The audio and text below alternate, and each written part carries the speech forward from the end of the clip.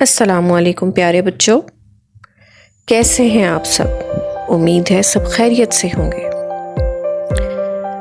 آج ایک اور نئی کہانی لے کے آئی ہوں میں، جس سے آپ کو بہت ہی اچھا ایک سبق سیکھنے کو ملے گا۔ تو آئیے شروع کرتے ہیں کہانی۔ کہانی کا عنوان ہے عقل مند خرگوش اور ظالم شیر۔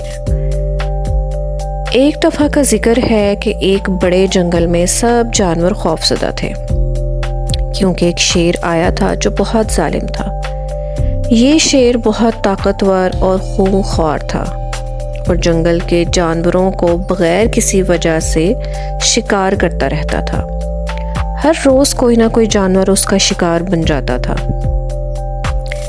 جانور اس شیر سے بہت ڈرتے تھے اور ہمیشہ اس سے بچنے کی کوشش کرتے تھے، لیکن وہ کہیں نہ کہیں سے انہیں پکڑ لیتا تھا۔ ایک دن تمام جانور جنگل کے بیچ ایک بڑے درخت کے نیچے جمع ہوئے اور اس مسئلے کا حل سوچنے لگے۔ کچھ جانوروں نے کہا کہ ہمیں شیر کو بھگانے کے لیے کچھ کرنا ہوگا، ورنہ ہم سب اس کا شکار ہو جائیں گے۔ پر سب جانور یہ سوچ کر خاموش ہو گئے کہ شیر بہت طاقتور ہے، ہم اس سے کیسے مقابلہ کر سکتے ہیں۔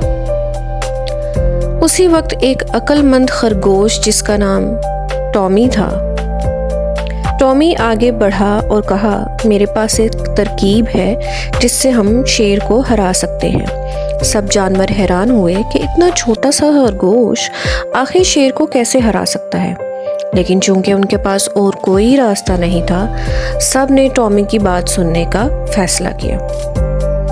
ٹامی نے کہا، اگر ہم سب مل کر ایک دن میں ایک جانور کو شیر کے پاس بھیجیں گے تو شاید وہ خوش ہو جائے گا اور یوں وہ جنگل کے دوسرے جانوروں کو نہیں ستائے گا۔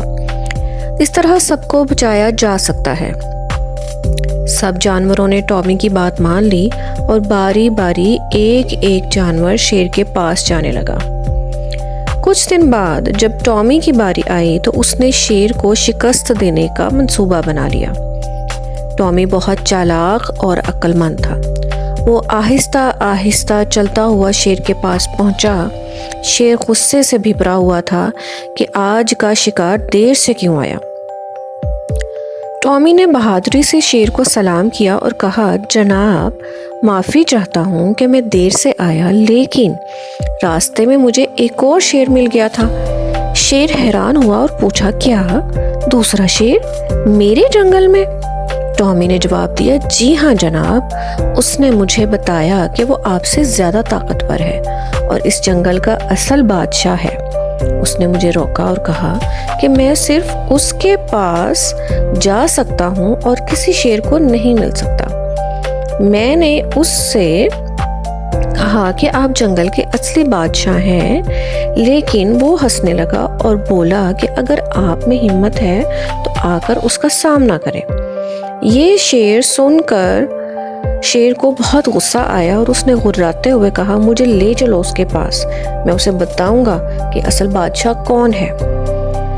ٹامی نے شیر کو ایک جھیل کے کنارے لے آیا۔ اس نے شیر کو جھیل کے کنارے لا کر کہا، جناب وہ شیر اس جھیل کے اندر چھپا ہوا ہے، جیسے ہی آپ اس میں جھانکیں گے وہ نظر آئے گا۔ شیر نے جوش میں آ کر جھیل میں جھانکا اور اسے اپنے ہی عکس میں ایک اور شیر نظر آیا۔ اسے لگا کہ دوسرا شیر اس کو گھور رہا ہے اور اس کی نقل اتار رہا ہے۔ غصے میں بھپر کر شیر نے زور سے دھاڑ ماری اور عکس نے بھی ویسا ہی دھاڑا۔ شیر کو یقین ہو گیا کہ یہ دوسرا شیر واقعی اس سے طاقتور ہے، کیونکہ عکس بھی اتنا ہی غصے میں دکھائی دے رہا تھا۔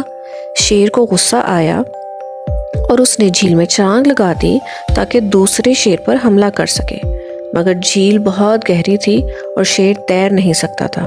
وہ جھیل میں ڈوب گیا۔ سب جانور ٹامی کی ذہانت پر حیران تھے۔ جنگل کے سب جانور خوش ہوئے اور ٹامی کا شکریہ ادا کیا کہ اس نے انہیں ظالم شیر سے ہمیشہ کے لیے نجات دلائی۔ سب جانور اس کی ذہانت اور بہادری کی تعریف کرتے ہوئے جشن منانے لگے۔ تو یہ تھی آج کی کہانی، اور اس کہانی کا جو سبق اس کہانی سے ہمیں ملا ہے وہ یہ ہے کہ طاقت ہمیشہ کامیابی کی ضمانت نہیں ہوتی۔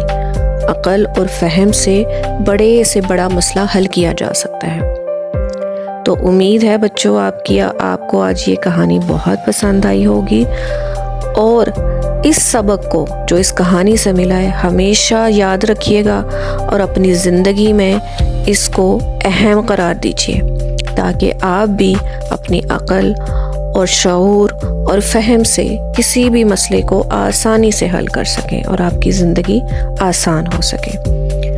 ملیں گے کل پھر ایک کہانی کے ساتھ۔ ابھی کے لیے مجھے اجازت دیجیے۔ اللہ حافظ۔